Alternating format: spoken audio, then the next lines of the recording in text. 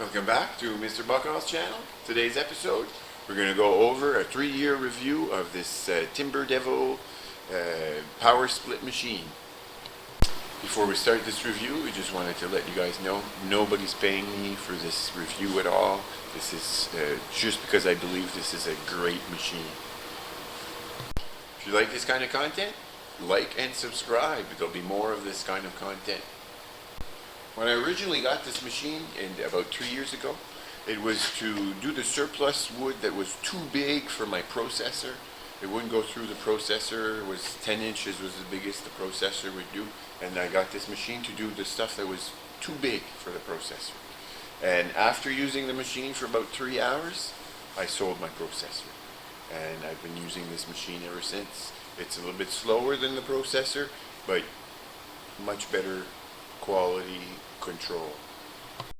Okay, so the first thing I noticed when I went to pick up the machine was the quality of the craftsmanship when they were built, the shop where it was built. The welds, they're all nice welds, not like my welds, but nice welds.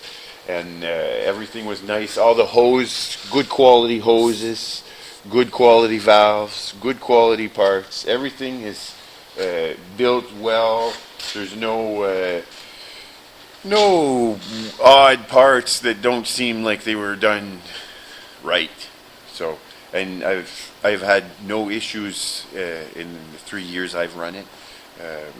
I've changed the oil in the motor and added gas.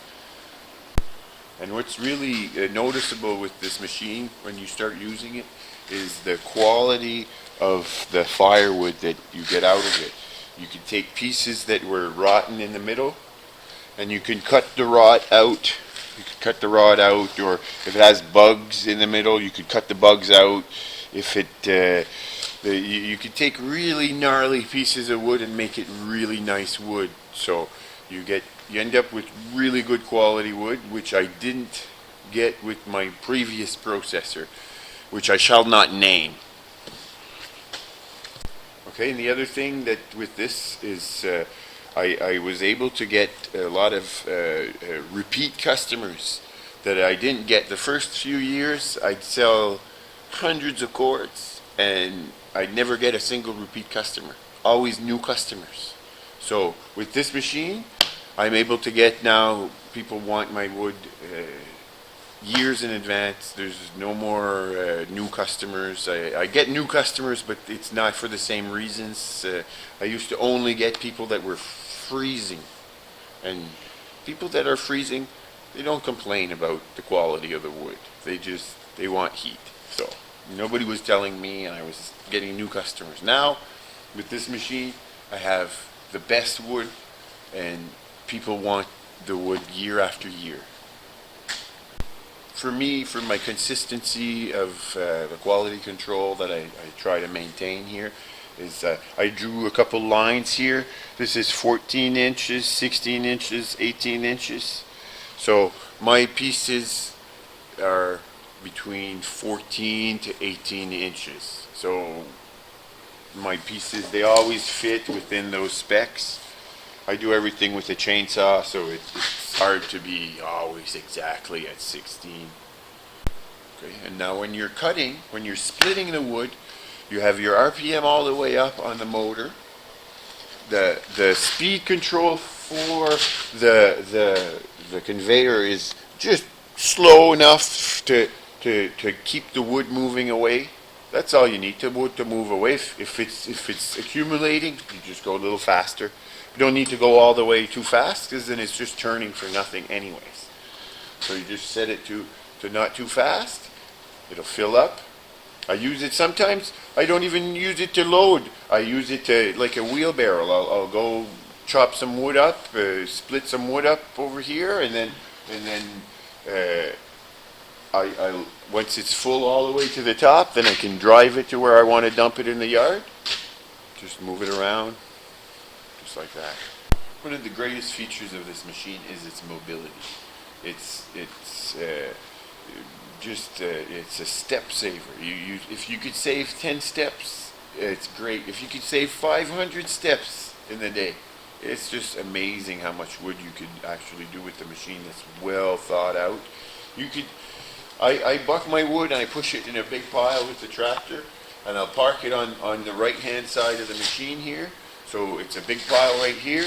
I only have this far to go with the wood, and that's the first time I actually touch the wood with my hands. It's from the ground to the deck here, and then it goes through the production and out. If it's a customer that's already existent, it's not a new customer. They get wood custom cut whatever size they want. We cut it for the size they want. It goes from the ground to the deck, to the conveyor, to the trailer, and goodbye.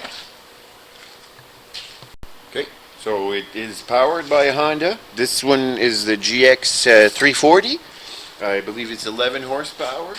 It was supposed to be a 13 horsepower, but they didn't have any stock on the 13 horsepower, so I bit the bullet on that one and I got 11 horsepower, and it's fine. It's fine. Don't need any more power than that. And over here we got the work table and the conveyor. And the work table, there's an optional log lift that I opted out and regretted it. I should have not cheaped out, but c'est la vie. These are available with different length conveyors. This one's about 15 feet. You can have them much longer, or depending on your needs, but I only needed to load pickup trucks and my dump trailer, so I didn't need anything to go way beyond for the height pile or whatnot, so I went with this one. And it's I didn't get too many options at the time. Like I said, it was supposed to be an auxiliary machine to compensate for the other production, but it couldn't. It was too big for the other machine. So, and this is the controls for forward, reverse, and the steering. And this one doesn't have the hydraulic lift. Some have hydraulic lift. This one has full manual lift for the up and down of the conveyor. Most of the time my conveyor is same height. I don't need to change the height that much, but it's an option that we didn't go with. And it's a foot control for the ram. It's actuated by the foot, and the speed, we could adjust the different speed for the conveyor. It can go fast or slow. Now I noticed that if you're going to be loading wood, if you're going to be just loading wood, you could have the conveyor on as fast as possible and the motor just idling, so that it's not too strong.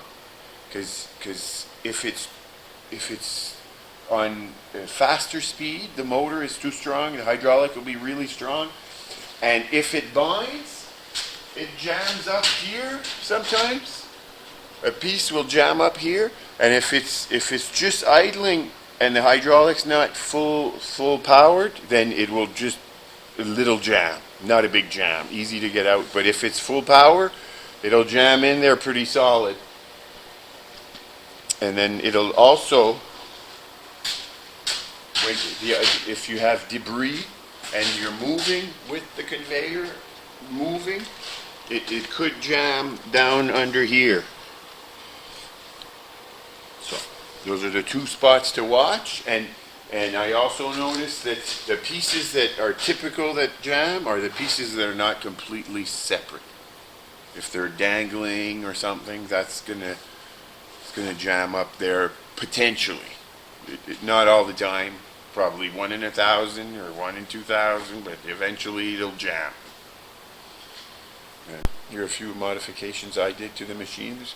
I added this pipe with a lock bolt to add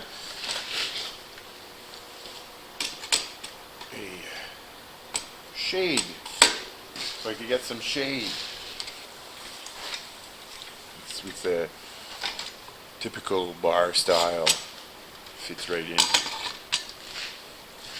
in. In the modifications, this was a modification that the manufacturer told me, if you leave the machine outside or if it's going to be where it's going to rain, to just cover this area and I just use a tennis ball and cut it open, and there you go.